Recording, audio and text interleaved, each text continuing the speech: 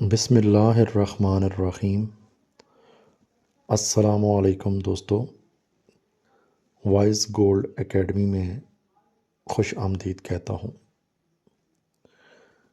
मैं हूँ आपका दोस्त साकिब नज़ीर अंजम और आप देख रहे हैं वाइस गोल्ड एकेडमी, जहाँ हम कैजुअल ट्रेडर्स को प्रोफेशनल ट्रेडर्स बनाते हैं। अगर आप गोल्ड ट्रेड करते हैं तो ये वीडियो आखिर तक ज़रूर देखिएगा। आज की इस वीडियो में हम गोल्ड की मुकम्मल फंडामेंटल एनालिसिस और टेक्निकल एनालिसिस करेंगे। हम बात करेंगे सबसे पहले फंडामेंटली। तो फंडामेंटली अगर हम देखें तो सबसे पहले आलमी जियोपॉलिटिकल सूरत हाल के तनाज़ुर में अगर हम देखें तो यूक्रेन और रूस की जंग, गज़ा और मिडल ईस्ट की सूरत हाल, ईरान और अमेरिका के दरमियान मुमकिन जो जंग के ख़तरात हैं और ट्रंप की जानब से लगाए गए टैरिफ, सुप्रीम कोर्ट का तारीखी फ़ैसला और इन सब का गोल्ड प्राइस पर मजमूई असर। तो वीडियो को आखिर तक ज़रूर देखिएगा। अगर हम सबसे पहले देखते हैं तो जियो पोलिटिकल जो टेंशन है गोल्ड का सबसे बड़ा की ड्राइवर होता है।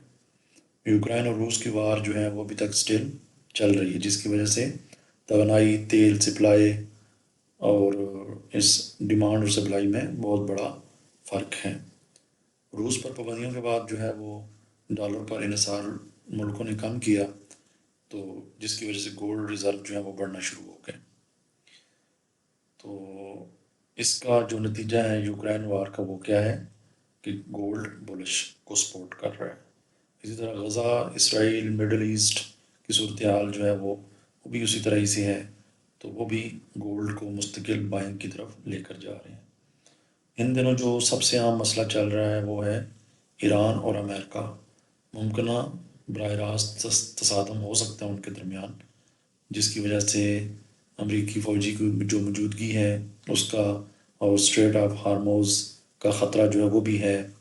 अगर ईरान और अमेरिका के दरमियान बराह रास्त हमला हुआ तो स्टॉक मार्केट जो है वो क्रैश कर सकती है और गोल्ड जो है उसकी प्राइसेस ऑल टाइम जो हाई है उसको भी ब्रेक कर सकती हैं। इसके साथ साथ जो जुम्मे की न्यूज़ थी ट्रंप के ख़िलाफ़ जो आई है फैसला सुप्रीम कोर्ट का, तो उसके बाद भी सूरत हाल जो है वो अक्सर तब्दील हो गई है। हालांकि अगर जुम्मे वाले दिन देखा जाए तो जो ये न्यूज़ थी यहाँ पर, ये गिरा था यहाँ पर गोल्ड, लेकिन इसकी इसको सस्टेन नहीं कर सका। गोल्ड जो है वो गिरने को बरकरार नहीं रख सका और दोबारा से बाइंग यहाँ पर शुरू हो गई थी, क्योंकि ट्रंप ने दोबारा से कह दिया कि मैं ग्लोबली 10% से 15% जो है वो टैरिफ आयद करूँगा, यानी कि उसने डायरेक्ट सुप्रीम कोर्ट से लड़ने का फैसला कर लिया है। तो ये इस वक्त की जो सूरत हाल है फंडामेंटली वो डॉलर को कमज़ोर कर रही है और गोल्ड को मजबूत कर रही है।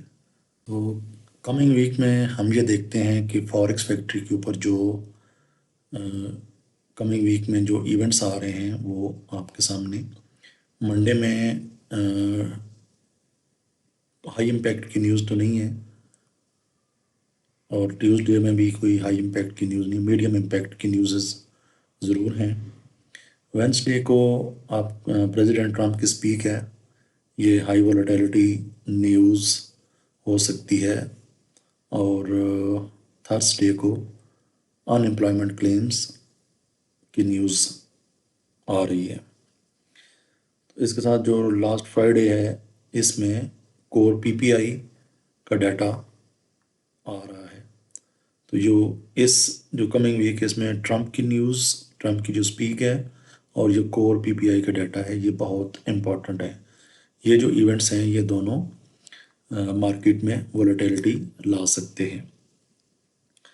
तो जो लास्ट वीक था, लास्ट वीक का जो फ्राइडे था उसमें जो कोर्ट का डिसीजन है उसने ट्रंप का जो टैरिफ जो उसने इम्पोज किए हुए थे उसको गैर कानूनी करार दे दिया है।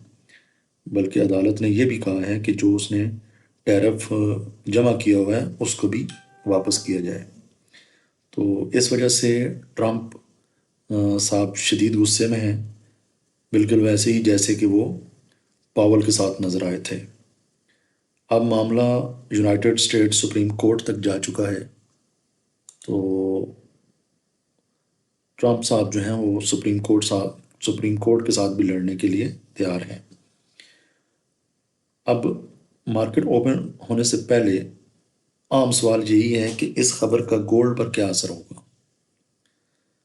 ट्रंप ने उसका काउंटर जो किया है हाई कोर्ट के फैसले के कि उसने ग्लोबली 10% से 15% का जो टैरिफ है उसको मुतारफ कराने की बात की है। ये आप देख सकते हैं, ये आपके सामने नज़र आ रहा है कि ट्रंप ने raising global tariffs 15% from 10% effectively immediately. तो इसलिए आपने देखा होगा कि पिछले जुमे गोल्ड भी तकरीबन 5100 के लेवल तक ही था, उसको ब्रेक नहीं कर सका था। ये इसकी सबसे बड़ी रेजिस्टेंस थी। अगर आप इसको फ़िलहाल डे में देखें तो ये आपको नज़र आएगा। तो ये एक बड़ी रेजिस्टेंस के तौर पर रिएक्ट कर रहा था। तो पिछले 3 हफ्तों में कई बार कीमत ने इस लेवल को तोड़ने की कोशिश की है, लेकिन हर बार नाकाम रही है। लेकिन अब चूंकि लग रहा है कि ये इसको ब्रेक कर सकता है। ये हफ्ता इंतहाई आम है। एक तरफ सुप्रीम कोर्ट ने टैरिफ को गैर कानूनी करार दिया हुआ है, दूसरी तरफ ट्रंप ने नए टैरिफ का ऐलान कर दिया है। और आपको याद होगा कि 2025 में भी जब टैरिफ पैनिक हुआ था तो मार्केट में कितना बड़ा बाइंग का रिएक्शन आया था, और अब भी वही माहौल बन सकता है। तो हमने सबसे पहले पीर के जो दिन है, मंडे का जो दिन है मार्केट ओपन का, उसका रिएक्शन देखना है। अगर वो 5100 का जो लेवल है, अगर वो इसको इससे ऊपर निकलती है, मार्केट इसको ब्रेक करती है तो, और उसको सस्टेन करती है, अगर मार्केट उसको सस्टेन करती है तो उसके बाद हम अपनी कोई स्ट्रेटजी के मुताबिक इसमें एंट्री ले सकते हैं। और अगर ये ब्रेक आउट होता है तो फिर ये 5400 तक भी जा सकता है। ख़ास तौर पर अगर पैनिक बाइंग शुरू हो जाए तो उससे ऊपर भी जा सकता है, ऑल टाइम हाई तक भी। तो इस वक्त जो चार्ट है उसमें वाज़ह है कि हर रेड कैंडल के बाद ग्रीन कैंडल बन रही है। तो ये यहाँ से अगर शुरू करें तो ये आपके सामने है कि हर रेड कैंडल के बाद ग्रीन कैंडल बन रही है, जो कि गोल्ड को बुलिश दिखाई दे रही है। तो एक बैंक ने तो जून तक 6200 का टारगेट दिया हुआ है जब नई FOMC मीटिंग होगी। तो दिलचस्प बात यह भी है कि गोल्ड सुप्रीम कोर्ट के फैसले से पहले ही ऊपर जाना शुरू हो चुका था, क्योंकि इंटरनल इंफॉर्मेशन की बुनियाद पर गोल्ड में ये बाइंग हुई थी। तो अब सूरत हाल कुछ यूँ है कि अगर ट्रंप मज़ीद टैरिफ का ऐलान करते हैं तो उसमें गोल्ड में मज़ीद बाइंग आ सकती है। इसके लिहाज से ही हमने अपने टेक्निकल्स को यहाँ पर ड्रॉ करना है। तो सबसे पहली बात यह है कि अगर 5100 का लेवल जो है वो ब्रेक हो जाता है, जो कि अभी इस वक्त उस लेवल के ऊपर मार्केट खड़ी है, तो पॉसिबिलिटी है कि यहाँ से मंडे वाले दिन गैप अप में ओपन होके इसको ब्रेक करके ऊपर जा सकती है। अब सवाल ये है कि ये मार्केट को सस्टेन करती है कि नहीं करती। तो इसके हिसाब से अगर हम वीकली टाइम फ्रेम में देखें तो लगातार आपके सामने ये 3 कैंडल्स ग्रीन की नज़र आ रही हैं, तो यानी कि इसमें बाइंग है। लेकिन हर हफ्ते में रिजेक्शन भी देखने को मिली है हमें। नीचे मार्केट आई है, जहाँ से रिजेक्ट होकर वापस ऊपर, और यहाँ से फिर ऊपर से भी रिजेक्ट हुई हुई है। इस हफ्ते में ये ख़ास बात है कि हमें नीचे से रिजेक्शन मिली है, ऊपर से रिजेक्शन अभी तक नहीं मिली। तो ये वाज़ह कैंडल जो है शो करती है कि यहाँ से मार्केट बाय जा सकती है।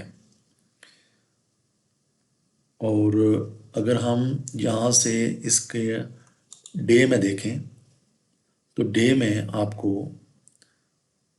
ये आपको सामने नज़र आ रहा है कि जहाँ से इसको रिजेक्शन मिली है, तो ये वीक आपको यहाँ से शुरू होता है, यहाँ से। तो पहले मार्केट 2 दिन नीचे आई है और फिर तीसरा दिन है ये मार्केट ऊपर फिर दोबारा से जो 5100 का लेवल है उसके पास पहुंच चुकी है। तो ये अब इसका सिनेरियो है डे में।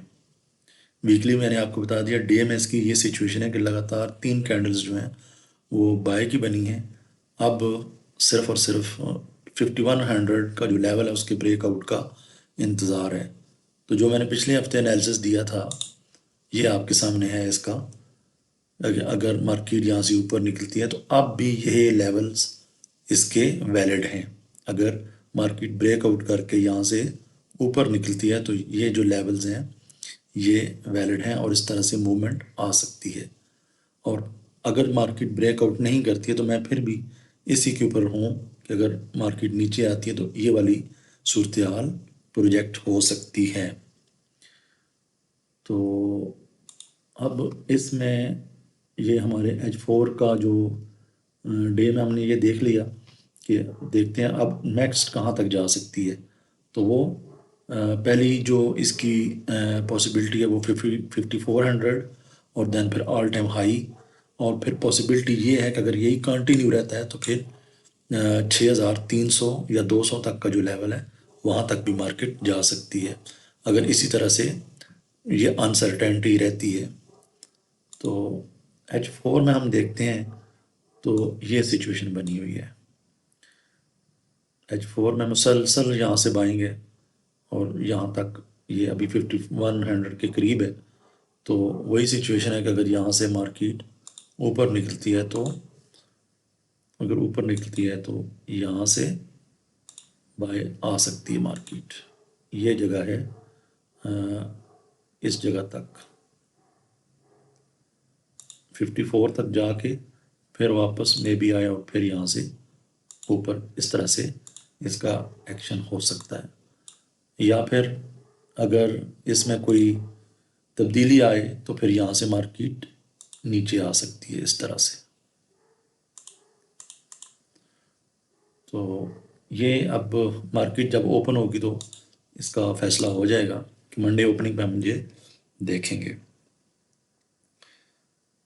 तो आज के इस हफ्ते के जो एनालिसिस हैं वो यही हैं कि अपनी ये जो सिचुएशन है इसको मद्देनज़र रख के आपने मार्केट में ट्रेडिंग करनी है, क्योंकि जो ये सूरत हाल है ये अभी तक इसी तरह से कायम है।